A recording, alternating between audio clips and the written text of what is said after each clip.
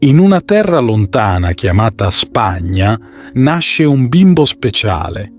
I suoi genitori, nobili e santi, lo crescono con amore e fede. Fin da piccolo Lorenzo, questo era il suo nome, mostra segni di grande virtù. Non si interessa ai giochi dei suoi coetanei, preferisce pregare e imparare. È un esempio di purezza e obbedienza. Quando cresce un po', Lorenzo si trasferisce a Saragozza per studiare.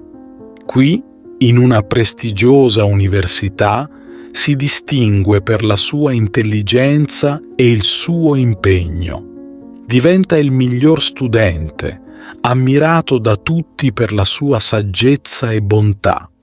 Il vescovo della città, vedendo in lui una luce speciale, lo nomina lettore ed esorcista. Un giorno, il futuro Papa Sisto II, in visita nella penisola iberica, sente parlare delle qualità di Lorenzo. Decide di portarlo con sé a Roma, dove si occupa personalmente della sua formazione. Lorenzo, con la sua dedizione, diventa diacono a soli 27 anni. A Roma, Lorenzo lavora instancabilmente per aiutare i poveri e predicare la parola di Dio. La sua predicazione è ardente e la sua fede incrollabile, ma tempi bui si avvicinano. L'imperatore Valeriano scatena una terribile persecuzione contro i cristiani. Lorenzo viene imprigionato e torturato. Anche Papa Sisto viene arrestato.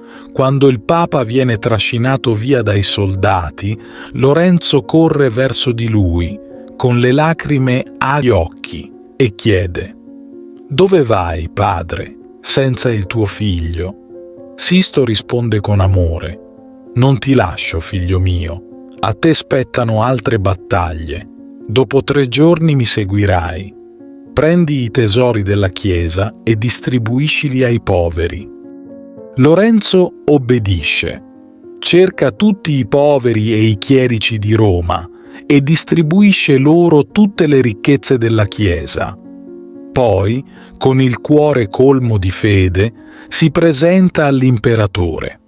Quando Valeriano gli chiede i beni della Chiesa, Lorenzo promette di mostrarglieli entro 3 giorni. In quei giorni raccoglie un gran numero di poveri e li porta davanti all'imperatore dicendo: «Ecco i beni della Chiesa». L'imperatore, furioso, ordina che Lorenzo venga torturato. Lorenzo viene posto su una graticola di ferro rovente, ma nel suo cuore arde una fiamma ancora più grande. Con un coraggio incredibile, quando viene girato sulla graticola, Lorenzo dice con serenità: «Ora potete mangiare, perché la mia carne è cotta abbastanza». Nonostante le sofferenze, Lorenzo prega per Roma e per i cristiani. Con gli occhi rivolti al cielo, offre la sua anima al Signore.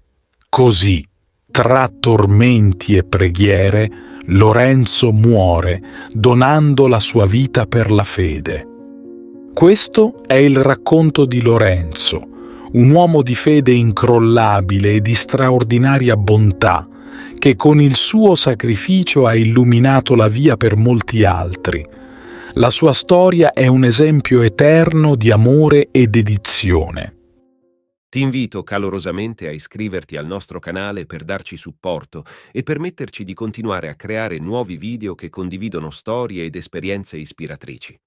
La tua iscrizione è un prezioso sostegno che ci motiva a condividere più contenuti di valore e a diffondere messaggi di speranza, fede e crescita personale. Grazie di cuore.